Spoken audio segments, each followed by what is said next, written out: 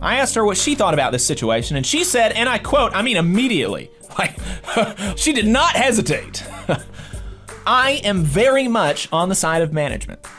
Which side are you on? Which side are you on? Nearly 500 paper workers are still locked out by WestRock, which is a paper company at an Alabama paper mill in Cottonton, which is just south of Columbus, Georgia. Their mill, I spent a couple of days. I actually just got back really late on Thursday night. I appreciate Jared Leggett, who is acting vice president for the International Federation of Professional and Technical Engineers Union here, Local 27 in Huntsville. He is a NASA employee and representing NASA employees. He drove me down there and drove me back. We got back just short of 11 on Thursday night. And it's actually so close to the Alabama-Georgia line that my phone I was so confused the whole time I was there because I never knew what time zone I was in because my phone would say 3 and then the next minute it would say 4 and then the next minute it'd say 3:13. You know, it was so confusing. I could never rely on my phone. That was very irritating. WestRock is trying to remove penalties for long hours and 7-day weeks that these workers have had in their contracts for as long as the mill has been open. Those penalties being the Sunday premium and what's known as hog law in the industry. To help y'all understand the importance of these provisions, these protections against overwork, though, I want to explain their schedule really quick. I've done this on the show before, but they've been locked out now. They've been locked out for 3 months. Since October the 6th. So I want to explain again the schedule that they work really quick.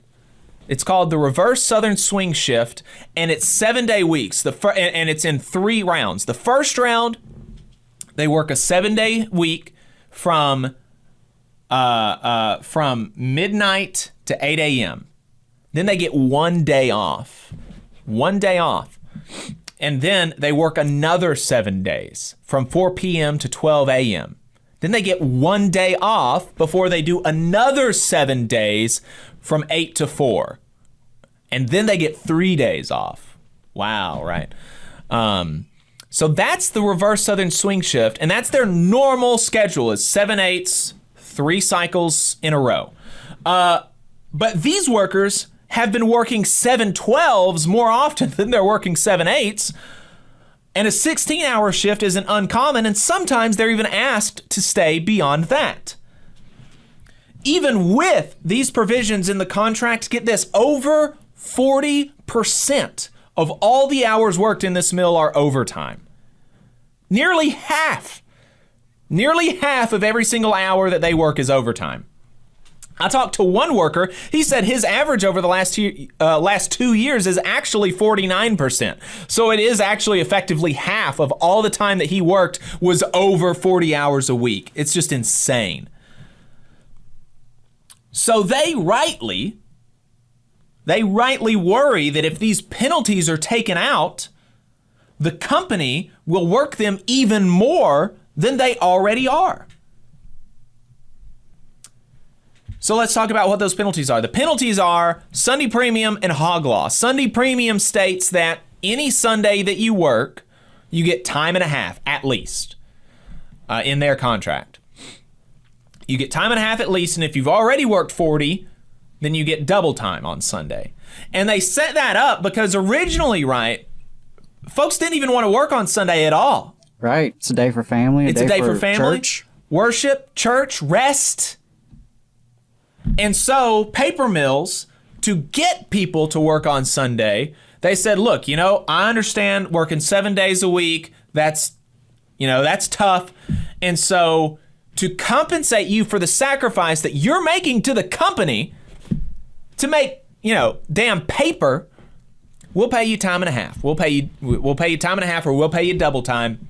And that's going to be your compensation.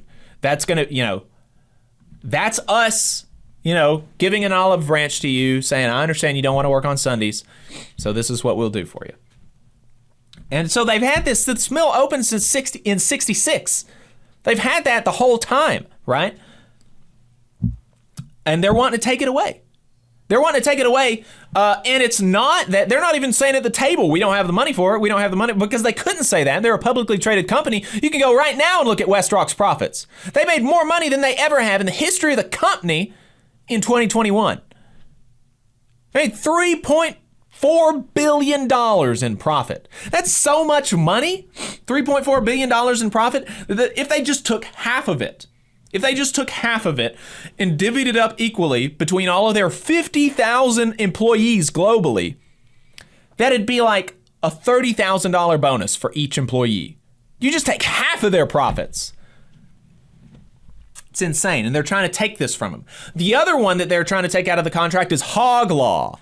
That states that if we ask you to work 16 hours, but beyond 16 hours, which is ungodly, right? Working beyond 16 hours is insane. That's not safe. If we do that, then the whole shift turns into time and a half. You get time and a half for the whole shift. Not just if the shift turns into 17 hours, you don't just get time and a half for the 17th hour, you get it for the whole shift. And that's it's really not even meant to be a bonus for these people. What it's meant to do is to discourage management from even allowing this to happen in the first place, right? You shouldn't be working people more than 16 hours. And so this is there to disincentivize the company from doing that and to incentivize the company to properly staff the mill so that you don't have to ask people to stay for 20 hours, for 24 hours in a row. That's insane. And so the company's trying to take this out. They're already working with these provisions. 40 to 50% of their hours are overtime. And so they're like, no way. If we take these provisions out, you're going to work us even more than we already are. Right. Which is obvious, right? Duh. Obviously, that's what would happen. In addition to their concerns about overwork, the union says that if they work the same hours, just the same hours, which, presumably they're going to be working even more, especially the first few months to make up for the lost production during the lockout. They say that if they just work the same hours, with those provisions being removed under the new contract that they offered that the workers rejected, it'd amount to a 10% pay cut. A 10% pay cut. In the year of our Lord, 2022, with 10% inflation. That means these people would be taking a 20% pay cut when you account for inflation if they accepted what this company was trying to give to them in a year of record profits. The executive team saw a 53% raise in 2022 as an average across all of them. A 53% raise, while they're asking these people to take a 20% pay cut. So I'm working on a follow-up piece for The Real News. I wrote an article about this lockout when it started back in early October. And I'm working on another piece for them. That's going to be coming out here in the next week or so. And as part of that longer piece, I just wanted to get a feel for the political reaction. I obviously knew that none of the politicians were helping these people, but I wanted to see if I could get anything crazy, get anybody saying anything crazy on the record. And if not, it would just be a short thing in the article. Well, I got somebody saying something crazy on the record. When I called Alabama State Representative Debbie Wood, a Republican from Lanett, Alabama, I asked her what she thought about this situation, and she said, and I quote, immediately, like it was not, she did not hesitate. And I quote, "I am very much on the side of management," unquote. Now, to be fair to her, she also said, after saying that she's on the side of management, that she had no idea what was going on. She just knows, whose side she typically is going to be on, right. And so she's made up her mind and doesn't need to know all the pesky facts. Yeah, literally, she said something like, "Quote, you can pull up my report." Since I got that quote, I was like, I'm very much on the side of management. That needs to be a headline somewhere, right? So I reached out to the Alabama Political Reporter. You can find the reporting there. And it's something like she said, I've not been made privy to, what the offers are between management and the union. And it's like, the lady doesn't even know what's going on. There's no idea what's going on here. She just knows that workers are standing up for themselves, and I don't like that. Mm-hmm. So after I told her what was going on, so I spent like 30, 40 minutes on the phone with her, and I've got it on recording, and I don't know, maybe I'll release it at some point. I might release it in tandem with the Real News article so that they can link to it. But so I spent a long time on the phone with her explaining what was going on, and so she maintained her position that she's on the side of management because apparently something from the Cottonton mill has to be done to make the Lanett mill work. There's another WestRock mill in Lanett in her district that is apparently dependent on the product from the Cottonton mill. And so she was like, well, these people need to get the work so that my people can have a job. And I was like, is it necessary for, is it really necessary for WestRock to take from these people in Cottonton? After I had explained all this to her, I asked her if it's necessary for people, for WestRock to take from Cottonton to keep people in Lanett employed. And she said, I don't think they're taking from Cottonton. After I explained to her everything that I just explained to you. Yeah, apparently a 10% pay cut does not count. Apparently that's not taking from Cottonton. Which, by the way, the 10% pay cut on those employees, and you're talking several hundred, what kind of impact is that going to have on the community? Right. Right, because those are folks that are spending money right there in their local community, at their local shops. They're getting gas at the local gas station. Right. This is not money that's, being sucked up and sent out of state to New York and Wall Street and places like that. So, that's the thing that these political officials need to remember, is that when working class people are losing income, the entire economy of their district is going to suffer. Yeah.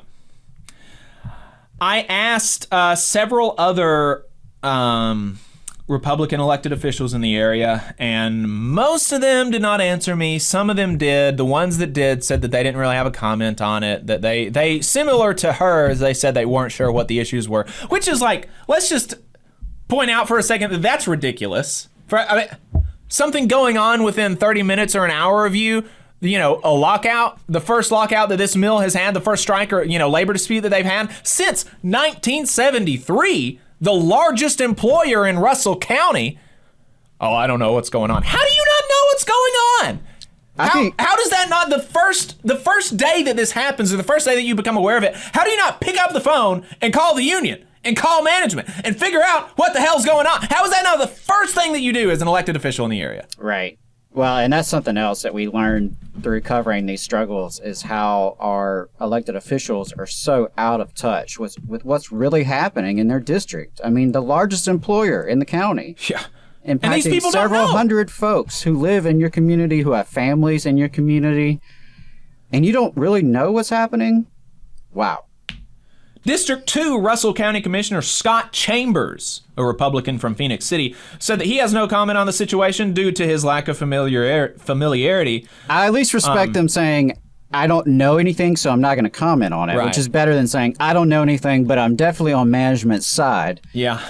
So I asked him, some of these people, I was able to get in touch with them in email, some of them over the phone.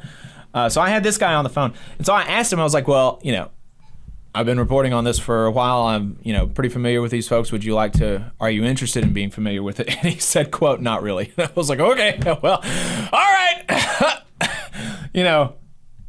It's just bonkers, man. That's Looney Tunes. That's Looney Tunes. I don't know.